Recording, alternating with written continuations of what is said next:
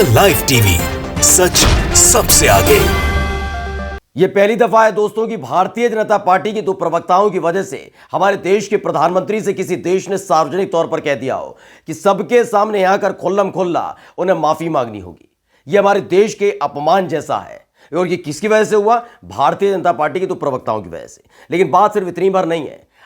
जो अरब देश है वहां पर से अब हमारे हिंदू भाई बहनों की नौकरियां जा रही हैं, क्योंकि गुस्से में है अरब देश। उन्होंने हिंदुओं के खिलाफ एक मुहिम चला दी है।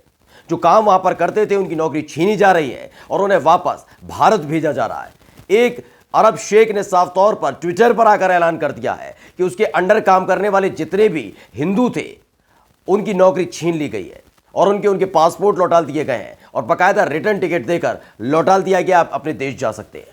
जिसके बाद अब हंगामा बढ़ने लगा है। नमस्कार, मैं हूं प्राज्वल गौतम और आप देख रहे हैं द लाइव टीवी।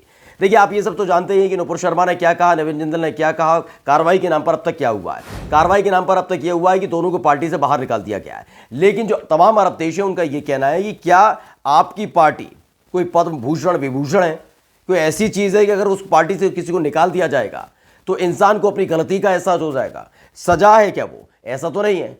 उसको बाकायदा सजा मिलनी चाहिए। जो भारत का कानून कहता है उसके हिसाब से सजा मिलनी चाहिए। संविधान जो कहता है उसके हिसाब से सजा मिलनी चाहिए। क्या आपके संविधान में, आपके कानून में लिखा है जिस पार्टी के वो प्रवक्ता हैं अगर उस पार्टी के पद से उन्हें हटा दिया जाएगा तो उन्हें सजा मिल गई? ऐसा तो नहीं है ना।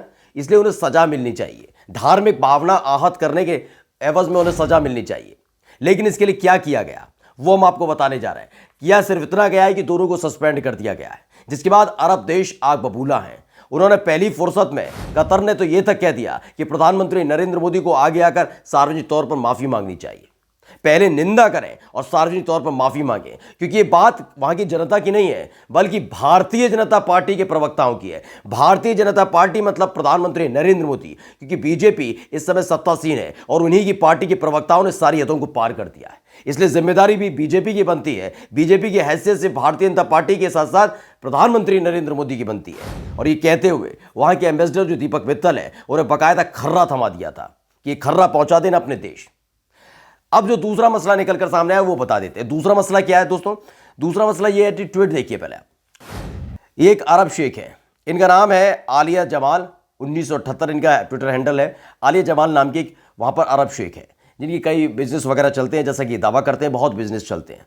ये पूरा का पूरा मुद्दा जो चल रहा है नुपुर शर्मा वाला और नवीन जिंदल वाला, और उस पर भारतीय जनता पार्टी के साथ साथ हमारे देश की सरकार ने जिस तरीके से कार्रवाई की है उसको लेकर आपने देखा ही है।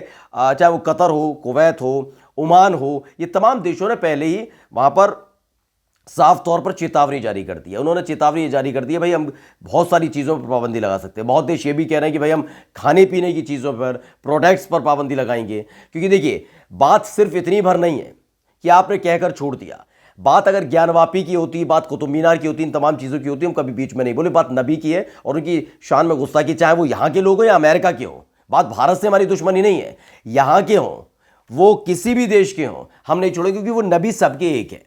इसलिए उनको थोड़ा सोच समझ के बोलना चाहिए। और सबसे ज़्यादा नाराज़गी जो है यहाँ पर कार्रवाई ना होने से है, जिसको लेकर भारतीय मुसलमान उतर भी रहे। खैर, जो आलिया जमाल है जिनका हम ट्वीट दिखाने जा रहे हैं, उन्होंने साफ तौर पर एक ट्वीट किया और उसके बाद हंगामा बढ़ गया है। क्योंकि अब तक प्रधानमंत्री से माफ़ी मांगने की बात की जा रही थी। इन्होंने लिखा है, मेरे पास सभी गैर मुस्लिम भारतीय कामगारों का निवास परमिट था। जितने भी भारतीय मुसलमान हिंदू हैं पहुँचते हैं, भारतीय जितने भी हैं, चाहे वो मुसलमान हो या फिर हिंदू हो, वो जब सऊदी में पहुंचते हैं तो उनका बाकायदा परमिट होता है।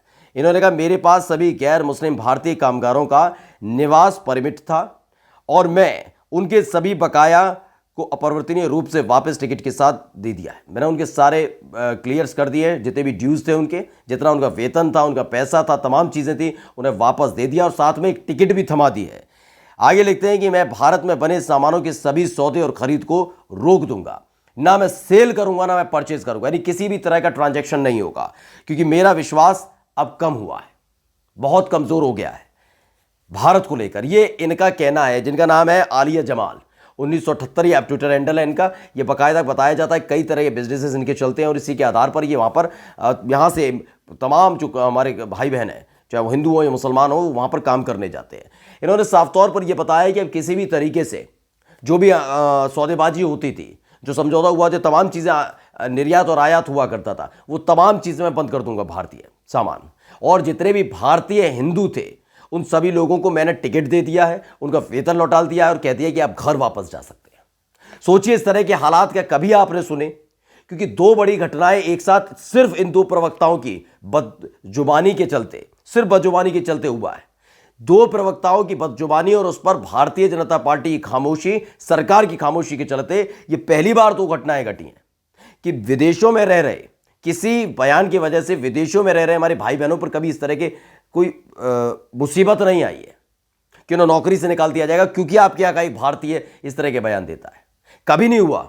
लेकिन भारतीय जनता पार्टी, कहते हैं ना बड़े इतिहास लिखती है, तो इतिहास लिखा है। इतिहास में पहली बार है कि भारतीय किसी भी पार्टी के प्रवक्ता की वजह से हमारे देश के प्रधानमंत्री से, यानी कि हमारे देश से कहा जाए कि आप सार्वजनिक रूप से माफी मांगेंगे। यह देश के इतिहास में पहली बार है। कहते हैं इतिहास लिखती है बीजेपी, तो लिख दिया इतिहास, मांगिएगा माफी। यह एक और इतिहास कि भारतीय जनता पार्टी के प्रवक्ता की बदजुबानी के चलते हमारे दूसरे देशों में रहने वाले जो हमारे हिंदू भाई बहन हैं उनको वहां से निकाला जा रहा है, नौकरी से निकाला जा रहा है, हटाया जा रहा है, उन्हें टिकट दे दिया गया, जाओ वापस लौट जाए। यह भी इतिहास में पहली बार हुआ है। नाराजगी होती है, एम्बेसडर से मुलाकात होती है, तमाम चीजें होती है, लेकिन इस तरह से नहीं। क्योंकि जो बार बार बॉयकॉट करने की जो चीजें शुरू की गई ना, वो इस देश के द्वारा भी, मतलब मोदी सरकार के द्वारा शुरू भी बहुत की गई थी। इनकी कोई रणनीति काम कर नहीं पाती, चीन के खिलाफ कोई माहौल बना नहीं पाते, तो बॉयकॉट करो। जो काम करना चाहिए वो काम कर नहीं पाए, और वही काम अब दूसरे देश करने शुरू कर चुके हैं।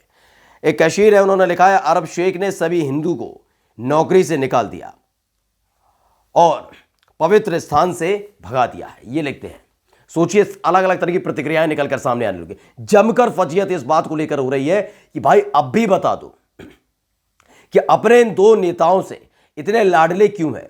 वो बात अलग है कि देश में अलग माहौल भी बनाने वाले जुटे हुए हैं, अलग जुटे हुए हैं, इन्हें शेर पता नहीं क्या क्या बताने में जुटे हुए हैं। ये नहीं सोचते तमाम धर्मों की अलग अलग चीजें, अलग अलग बातें होती हैं, उन बातों को अपने तक सीमित रखा जाए, अपने धर्म के बारे में थोड़ा पढ़ लिया जाए, कई सारी बातें अपने बारे में पढ़ ली जाए तो वो ज्यादा जरूरी होता है। टीका टिप्पणी से बेहतर होता है कि दूसरे धर्म का सम्मान करना सीखें।